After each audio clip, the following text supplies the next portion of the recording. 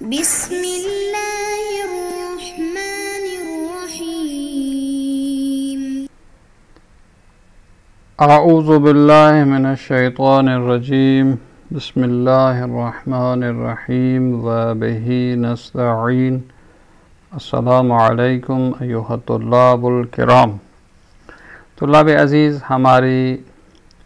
گفتگو جو ہے وہ ان روایات کی تحقیق کے بارے میں تھی جو ترجیح پر دلالت کرتی ہیں. تو صاحب کتاب نے یہ فرمایا تھا کہ اصل جو مسئلہ ہے وہ یہ ہے کہ ترجیح کو دیکھنا ہے. باقی جو روایات میں ترتیب بندی ذکر ہوئی ہے وہ ترتیب بندی ضروری نہیں ہے، اور جو چیز مہم ہے وہ یہ کہ آپ واقع کے نزدیک جو بھی آپ کو مرجح پہنچاتا ہے وہی جو ہے اس کو لیا جائے. تو اس کے لیے فرماتے ہیں ثم ان تسالم العلماء على الترجیح حتى كاد ان يكون بلا خلاف. فرماتے ہیں علماء کا جو اتفاق ہے ترجیح پر کہ دونوں میں سے جو ایک مرجحیت رکھتی ہو، کہتے یہ ایسا مسئلہ ہے کہ اس میں کسی کا بھی اختلاف نہیں ہے سوائے الا ما ربما يظهر من عبارت الشیخ الکلینی رحمہ اللہ من التخییر. ہاں البتہ علماء میں سے شیخ کلینی رحمۃ اللہ نے جو ہے وہ تخییر کے قائل ہوئے ہیں. باقی جو بھی علماء ہیں انہوں نے کہا ہے کہ تعارض کی صورت میں ترجیح ہے، تخییر نہیں ہے. تو یہ تسالم علماء کا اتفاق یدلنا دلالتا لا ریب یختلجھا. تو یہ دلالت کرتا ہے کہ اس میں کوئی شک نہیں ہے کہ ان ذالک تسالم کان بین اصحاب الائمۃ علیہم السلام ایضاً. علماء کا اتفاق کرنا یہ دلالت کرتا ہے کہ ائمہ معصومین کے زمانے میں جو ان کے اصحاب تھے ان میں بھی یہی تسالم تھا کہ وہ بھی جو ہے وہ تعارض کی صورت میں ترجیح کو دیکھتے تھے لاتصال العصر، کیونکہ ان کا زمانہ جو ہے علماء کا اصحاب ائمہ سے متصل ہے. فعلى هذا يتضح أن أخبار التخيير المطلقة إنما وردت في مقام التكافؤ التام بين المتعارضين. لہذا پھر ہم یہاں کہہ سکتے ہیں کہ یہ جو کہا گیا ہے کہ روایات میں کہ جب تعارض ہو تو تم دونوں میں سے کسی ایک کو لے لو، تخییر مطلق ہے. تو اس تخییر مطلق کو ہم کہیں گے کہ یہ اس جگہ پہ وارد ہوئی ہے جہاں دونوں روایات جو متعارض ہیں دونوں برابر ہیں،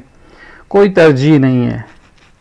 یعنی یہ آخری اسٹیج ہے ہمارے اس حساب سے کہ جب ہم دیکھتے ہیں کہ دونوں میں کوئی ترجیح نہیں ہے تو وہ روایت جو کہتی ہیں کہ بھائی تم کسی کو بھی لے لو،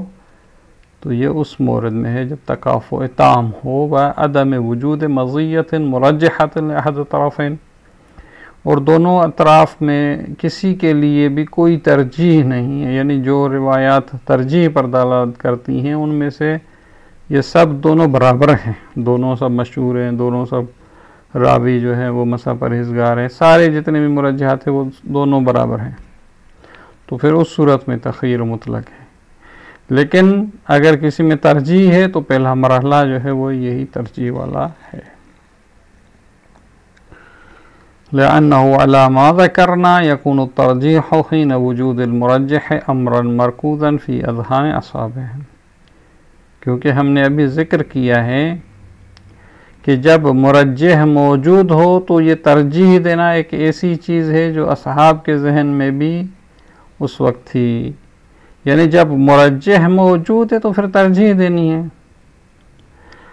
لیکن اگر امام کہتے ہیں کہ بھئی تم دونوں میں سے کسی کو لے لو تو اس کا مطلب یہ کہ کوئی ترجیح نہیں تھی، اس لیے کہا ہے فَإِذَا أَطْلَقُوا عَلَيْهِمُ السَّلَامَ الْحُكْمَ بِالتَّخْيِيرِ. اب اگر امام ائمہ علیہ السلام اگر حکم دیتے ہیں کہ ان دونوں روایتوں میں جو تعارض کر رہی ہیں کسی ایک کو لے لو، تخییر کا حکم دے رہے ہیں، تعارف الاصحاب ان ذلك في مقام التكافؤ التام وعدم وجود مزیت. تو پھر اصحاب جانتے تھے تو یہ تخییر کا جو حکم ہے یہ اس جگہ پہ ہے جہاں دونوں برابر ہیں، کسی کو کسی پر کوئی ترجیح نہیں ہے، تو پھر اس صورت میں تخییر ہے، وگرنہ اس سے پہلے جو ہے وہ مرجحات کو دیکھنا پڑے گا۔ اب اس تعادل و تراجیح کے آخر میں جو ہے وہ صاحب کتاب 4 تنبیہ کو ذکر فرماتے ہیں۔ ان میں سے پہلی جو تنبیہ ہے اس کی طرف اشارہ کرتے ہیں، تنبیہ علی امور الاول،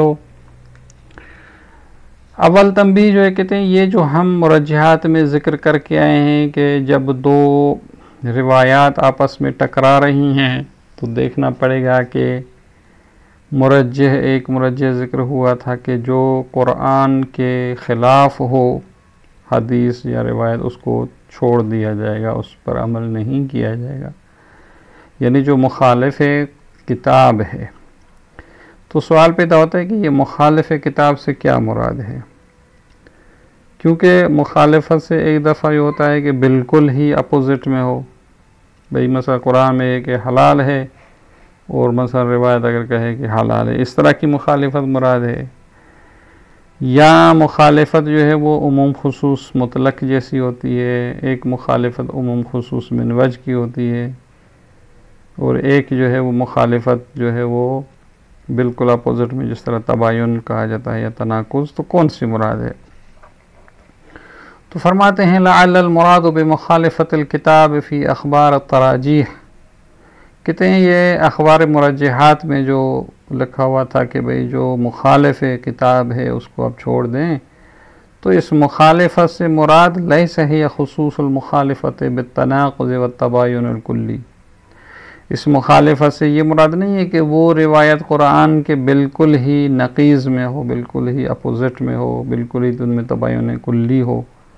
جس طرح مثلا فرض کریں روایت کے لیے ایک چیز،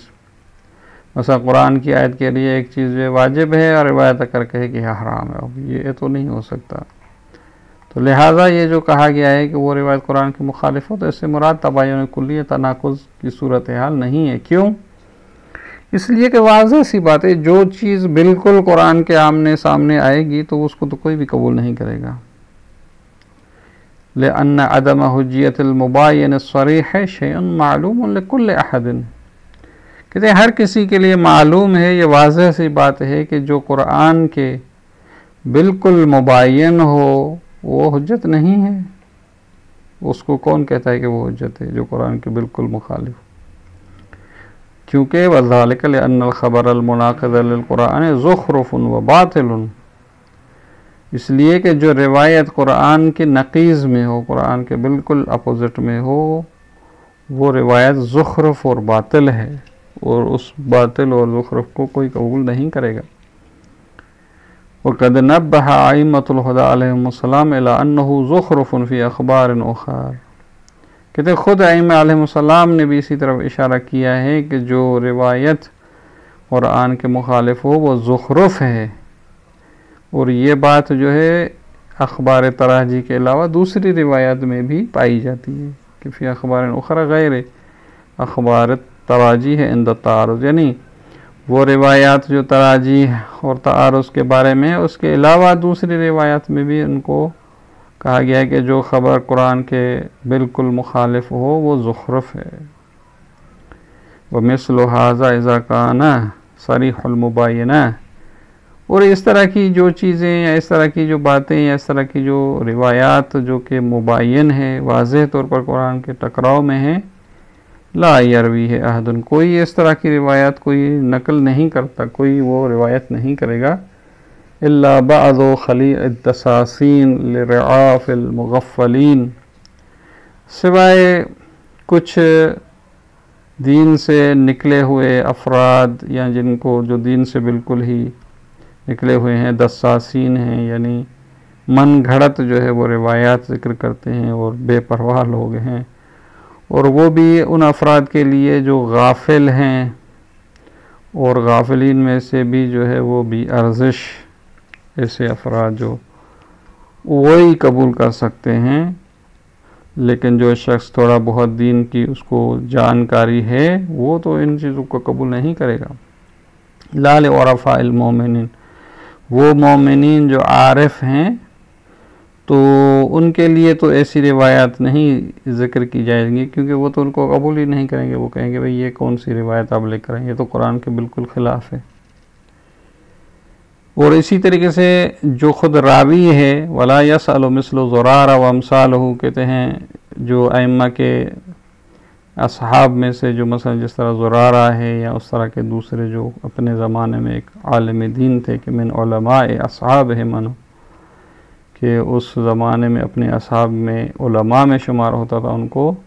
تو یہ ایسے افراد جو ہے لا یسأل من الامام علیہ السلام، ایسی چیزیں امام علیہ السلام سے نہیں پوچھیں گے جو قرآن کے بالکل ہی مخالف ہو.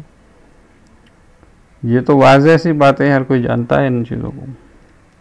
ولا یجعل عندهم فی اعداد المتعارضین، اور وہ ایسی روایات کو جو ہے وہ متعارضین کے زمرے میں نہیں لائے گا، کیونکہ وہ تو بالکل ہی مناقض ہے. تو لہذا یہ جو کہا گیا ہے مخالفت کتاب، تو اس سے مراد وہ چیز جو بالکل قرآن کے مخالف ہو وہ مراد نہیں ہے. اب مثال دیتے ہیں، مثلا افترا انہ هل یرتاب احد منہم فی کذب، کیا تم نہیں دیکھتے کہ کوئی بھی شک نہیں کرے گا کہ یہ چیز جھوٹی ہے. کون سی چیز؟ یہ کہ مثل قول قائل، کوئی یہ کہے کہ بھئی ان الانثى ترث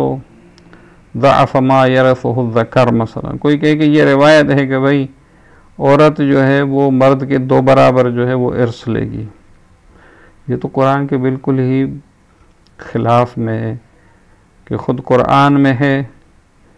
کہ للذکر مثل حظ الانثیین، کہ مرد جو ہے 2 برابر جو ہے وہ میراث پاتا ہے. یہ اگر اس طرح کی روایت کہ نہیں عورت 2 برابر مرد کے لے گی ارث، تو یہ بالکل ہی درست نہیں ہے اور کوئی اس کو قبول نہیں کرے گا. وَنَحْوِ ذَلِكَ، اور اس طرح کے دوسرے موارد.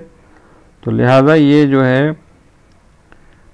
بالکل ہی یہ مراد نہیں ہے کہ جو قرآن کے بالکل ہی جو ہے وہ تباین رکھتا ہو. ہاں البتہ یہ ہو سکتا ہے عموم خصوص مطلق کی نسبت ہو، جس طرح ہم عام خاص کے باب میں اس کی مفصل جو ہے وہ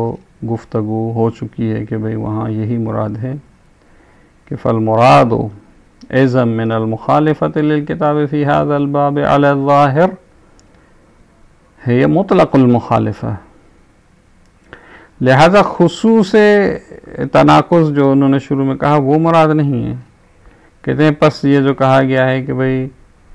روایات میں سے اگر ایک روایت مخالف کتاب ہو، تو اس مخالفت سے مراد جو ہے اس باب میں یعنی باب تعارض میں ظاہر یہ کہ مطلق مخالفت ہے، یعنی صرف یہ نہیں ہے کہ ہم کہیں کہ تناقض ہی ہے، نہ بلکہ مثلا عام خاص بھی ہو سکتا ہے. جس طرح شروع میں ایک مثال ذکر کی تھی، مثلا مولا کہتا ہے اکرم العلماء، پھر بعد میں کہتا ہے لا تکرم الفساق منہم.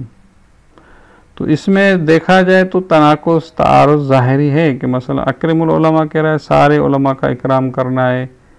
چاہے عادل ہوں چاہے فاسق ہوں. پھر بعد میں دوسری روایت اگر کہے کہ بھئی لا تکرم الفساق من العلماء، علماء میں سے جو فاسقین ہیں اس کا اکرام نہ کرو، تو یہ ظاہر میں آپس میں ٹکراؤ ہے. پہلی دلیل کہہ رہی ہے کہ چاہے عالم عادل ہو فاسق ہو اکرام کرنا ہے، دوسری دلیل آ کر کہتی ہے نہیں علماء فاسق کا اکرام نہیں کرنا. تو یہ ظاہری ٹکراؤ ہے. جس طرح فرماتے ہیں یہاں پر ولو بمثل العموم والخصوص، جس طرح مثلا عام خاص ہو، یا جس طرح اس کی دوسری مثال جس طرح دیتے ہیں، ایک دلیل آ کر کہتی ہے اکرم العلماء، علماء کا اکرام کرو. اب علماء سب کو شامل ہوتا ہے، شاعر ہو غیر شاعر ہو. پھر دوسری دلیل آ کر کہتی ہے لا تکرم الشعراء، بھئی شاعر کا اکرام نہیں کرنا ہے. تو اب یہاں پر جو ہے ایک دلیل ایک شخص زید جو عالم بھی ہے اور شاعر بھی ہے، اب کیا کریں؟ ایک دلیل کہتی ہے عالم ہے اکرام کرنا ہے، دوسری دلیل کہہ رہی ہے شاعر ہے اس کا اکرام نہیں کرنا. تو اس میں عموم خصوص من وجہ کی نسبت ہو جاتی ہے. تو کہتے ہیں مخالفت سے یہ مراد ہے ان میں جمع کیا جا سکتا ہے. تو لہٰذا اور وہ جمع کے جو عموم خصوص کے ابواب میں جو ہے وہ ذکر ہوا تھا، تو اس طرح کی مراد ہے کہ عموم خصوص مطلق میں جمع ہو سکتا ہے، یا عموم خصوص من وجہ ہو تو مادہ اجتماع میں جو ہے وہ مرجحات کی بات آ جاتی ہے۔ تو فرماتے ہیں کہ یہ مراد جو ہے مخالفت سے وہ مطلق مخالفت ہے، ولو بمثل العموم والخصوص او الظاہر وغیر الظاہر، جس طرح مثلا جو ہے ایک جو ہے ظہور رکھتا ہے ایک ظہور نہیں رکھتا، وَنَحْوِهِمَا، اور اسی طریقے سے دوسرے جو موارد تھے مطلق مقید کی باب میں مفصل گفتگو ہوئی تھی اس بارے میں بھی۔ تو لہذا پس مخالفت سے مراد مخالفت تباین نہیں بلکہ مطلق ہے۔ وَلِذَلِكَ رَجَّحْنَا فِي باب تخصیص الکتاب عدم جواز تخصیص بخبر الواحد،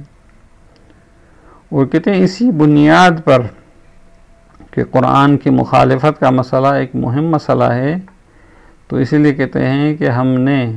یہ عام خاص کے باب میں ذکر کیا تھا، انہوں نے ترجیح دی تھی کہ بھئی قرآن کی تخصیص لگانا یہ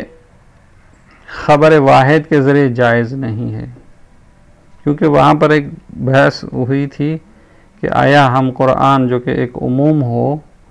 تو آیا خبر واحد کے ذریعے اس کو تخصیص لگ سکتی ہے یا نہیں؟ تو وہاں پر مختلف نظریات ذکر ہوئے تھے۔ صاحب کتاب نے جو ہے وہ کہا تھا کہ بھئی خبر واحد کو قرآن کے ذریعے تخصیص نہیں لگا سکتے، البتہ وہ خبر واحد کے معلم یحتف بقرائن توجب اطمینان العقیدہ بصدورہ، وہ خبر واحد کہ جب تک ہمیں اس خبر واحد کے صادر ہونے کے بارے میں ایک اطمینان حاصل نہ ہو، کیونکہ ایک دفعہ ایک خبر واحد ہے لیکن اس کے ساتھ ساتھ کچھ قرائن ہیں جو کہ ہمیں یہ بتا رہے ہیں کہ بھئی یہ خبر واحد جو ہے وہ حقیقتاً صادر ہوئی ہے اور جو ہے مہم خبر ہے، تو اس صورت میں صاحب کتاب نے کہا تھا پھر ہم قرآن مجید کو اس خبر واحد کے ذریعے تخصیص لگا سکتے ہیں، یعنی ایک قسم کی ان میں جو تنافی ہوگی وہ دور ہو جائے گی۔ لیکن اگر خبر واحد ایسی ہو کہ جب اس میں قرائن اطمینان آور نہ ہو، تو صاحب کتاب کہتے ہیں کہ ہم نے یہی نظریہ اپنایا تھا کہ ہم قرآن کو یا کتاب کو جو ہے خبر واحد کے ذریعے تخصیص نہیں لگا سکتے، وہ اسی لیے کہ جو مخالفت کتاب کی بات ہے وہ مہم ہے کہ بحیث یکونوں کا مقطوع الصدور، کہتے ہیں کہ یہ گویا کہ خبر واحد میں اتنے قرائن ہو گویا کہ وہ جو ہے مقطوع الصدور ہے، یعنی جس طرح خبر متواتر ہے، خبر متواتر جو ہوتی ہے وہ مقطوع الصدور ہوتی ہے، یعنی آپ کو یقین ہے کہ یہ خبر جو ہے وہ صادر ہوئی ہے، جھوٹی نہیں ہے، من گھڑت نہیں ہے۔ تو لہذا اس صورت میں صاحب کتاب نے کہا تھا کہ جو چیز مقطوع الصدور ہوتی ہے